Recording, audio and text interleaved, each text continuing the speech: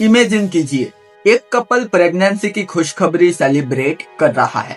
सब कुछ परफेक्ट लग रहा है, लेकिन रूटीन चेकअप के बाद डॉक्टर अचानक कहते हैं हमें एक स्पेशल टेस्ट करना पड़ेगा, एमनियोसेंटेसिस। और ये सुनते ही पेरेंट्स के मन में कई सवाल उठते हैं। क्या बेबी को कोई प्रॉब्लम है? क्या ये टेस्ट सेफ है? आखिर एमनियोसेंटेसिस होता क्या है? और सबसे बड़ा सवाल, क्या ये टेस्ट बेबी की जिंदगी के बारे में पहले से बहुत कुछ बता सकता है?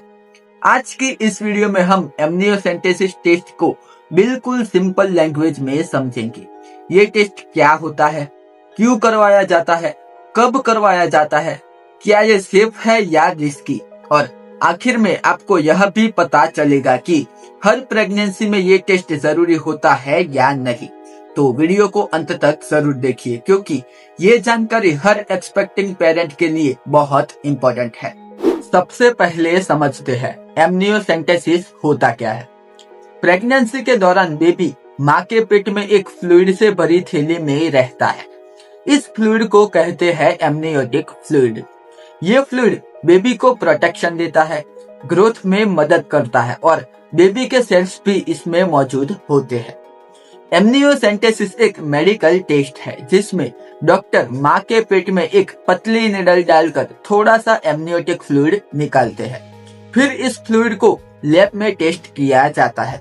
इससे बेबी के जीन्स और क्रोमोसोम्स के बारे में बहुत इंपॉर्टेंट जानकारी मिल सकती है। अब सवाल आता है, ये टेस्ट आखिर क्यों किया जाता है? डॉक्टर एमनियोसेंटेसिस आमतौर पर तब सजेस्ट करते हैं जब बेबी में जेनेटिक डिसऑर्डर का रिस्क हो।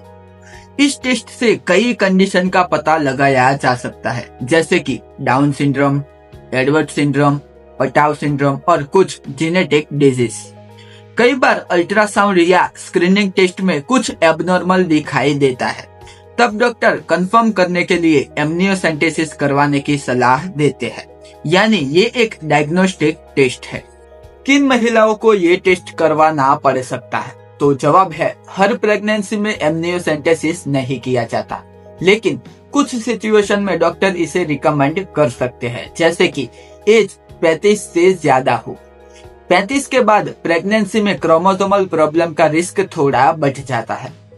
स्क्रीनिंग टेस्ट एबनॉर्मल आए, अगर NIPT या डबल मार्कर टेस्ट में रिस्क ज्यादा आए, अल्ट्रासाउंड में एबनॉर्मलिटी दिखाई दे, जैसे बेबी की ग्रोथ या स्ट्रक्चर में कोई अनयूजुअल चीज, फैमिली हिस्ट्री हो, अगर फैमिली में जेनेटिक डिसऑर्डर पहले से ही हो। इन सिचुएशन में डॉक्टर बेबी की कंडीशन कंफर्म करने के लिए एमनियोसेंटेसिस सजेस्ट कर सकते हैं। अब सवाल है, एमनियोसेंटेसिस कब किया जाता है? ये टेस्ट आमतौर पर प्रेगनेंसी के 15 से 20 हफ्ते के बीच में किया जाता है।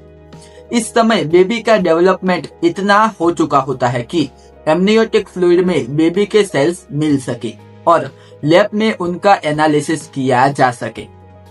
अब समझते हैं टेस्ट कैसे किया जाता है, प्रोसीजर कैसे होता है। सबसे पहले डॉक्टर अल्ट्रासाउंड से बेबी की पोजीशन चेक करते हैं, फिर एब्डोमेन को क्लीन किया जाता है। उसके बाद डॉक्टर एक बहुत पतली निडल पेट के जरिए यूटेरस तक पहुंचाते हैं और लगभग 15 से 20 ml एमनियोटिक फ्लूइड निकालते हैं।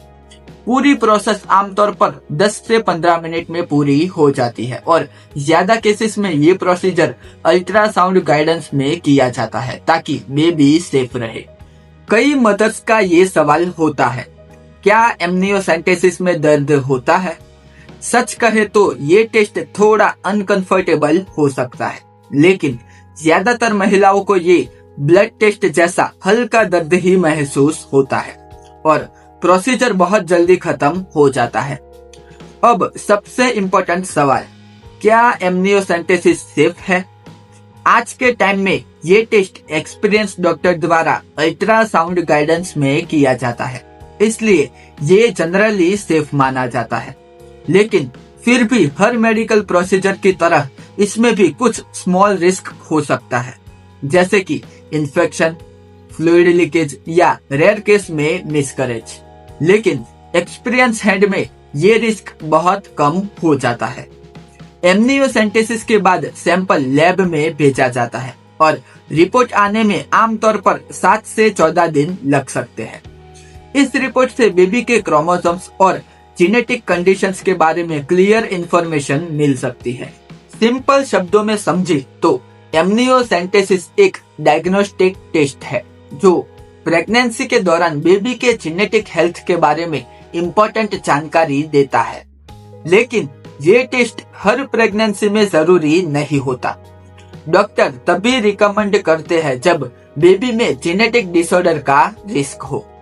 इसलिए अगर डॉक्टर आपको ये टेस्ट सजेस्ट करते हैं तो घबराने की बजाय पूरी जानकारी लेकर डिसीजन लेना ज्यादा बेहतर होता है। और अगर आप प्रेगनेंसी टेस्ट, बेबी हेल्थ और मेडिकल टॉपिक्स को सिंपल लैंग्वेज में समझना चाहते हैं तो इस चैनल को सब्सक्राइब जरूर करें, क्योंकि यहाँ हम कॉम्प्लेक्स मेडिकल टॉपिक्स को भी आसान भाषा में समझाते हैं। और अगर आपके मन में एमनियोसेंटेसिस को लेकर कोई सवाल है तो कमेंट में जरूर लिखिए। धन्यवाद।